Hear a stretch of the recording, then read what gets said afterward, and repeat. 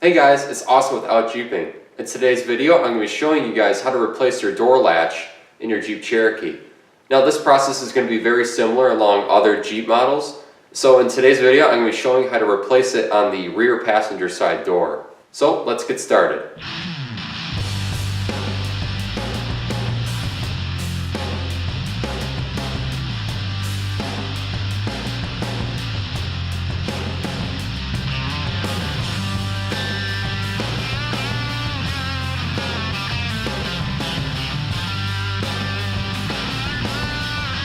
Alright, so for example, so I can show you guys, I'm going to be using the screwdriver instead of the pin on the other side of the door. But when you put this in here, the hook comes down and it locks the door. Now that hook is not going to release until you open with the door handle.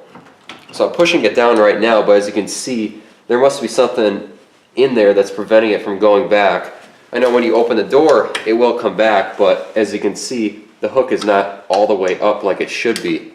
Now there is a spring inside that should push this all the way back, but what I was having problems with, it was still down a little bit and it was actually contacting right here, preventing it from latching all the way in. So with the freshly rebuilt latch, I have this hook working nice and smoothly.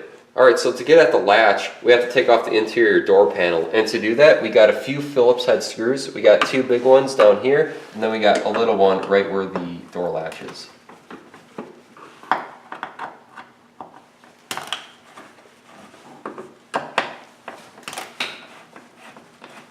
So the door panel is still latched in by a bunch of plastic hooks on the back side, so we want to be careful when we pull this off that we pull it off straight and so we don't break any clips. Alright, so with the door panel just off the door slightly, we can see all the connections we have to disconnect. Right over here on the left side we have an electrical connection. Simply just going to push down on this connector and then it should back off like that. Over here we have the door handle rods, and to take these off we got a clip right here, then a clip on this one. This one just clips off like that and then should pop up. This one clips off on the side again and then it should push down and then the door panel should come off. Alright, so I just have this piece of plastic peeled back a little bit. So the fasteners we have to remove are these three Torx on the door jamb side. That's going to be a T30. And then on the inside we have electrical connection that's right behind this plate here, and that's just going to be for the actuator. And then once we get that off, there's going to be a rod for the outside door handle. It's going to come off just like how it did for the door panel, and then it should come out. So that's the electrical connection. So you can see it's just a simple clip style.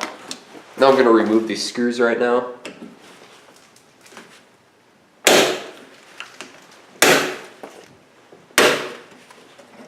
So we got the rod popped out. Now it should be able to come out.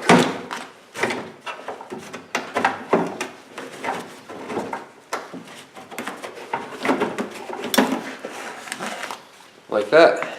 Now that connector I was talking about that's inside the door, it actually goes onto right here for the outside door handle, and it's going to have a red plastic clip like this. That's going to be on the door handle side. So you're going to want to clip this off from the inside, and then this rod should be able to pull out.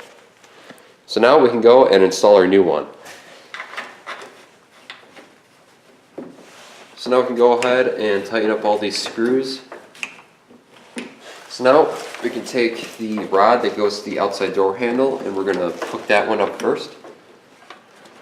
Then we can take our electrical connection and plug that back into the actuator.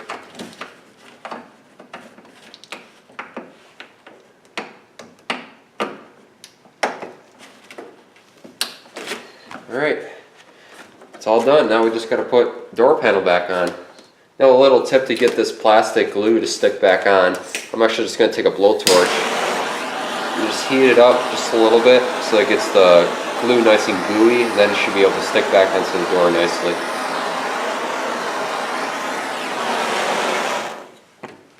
And you just rub it in. Now we can get these rods put back into place.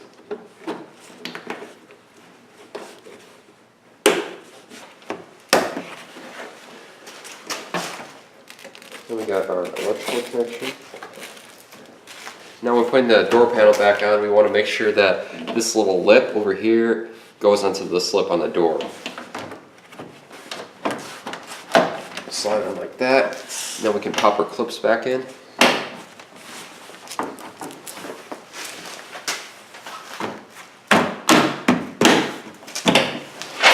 Now we can take our screws and screw it back into place.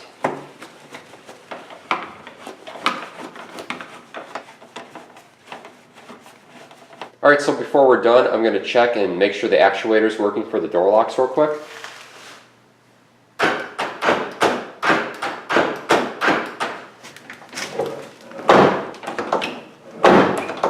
Alright, seems like everything's working. It stays all nice and locked.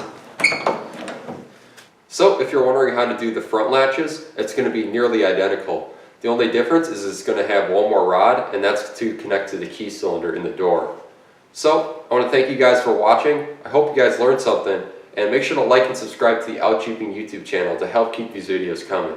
And as always, make sure to comment below, and I'll be happy to answer. So, until next time, I'll see you guys in the next video.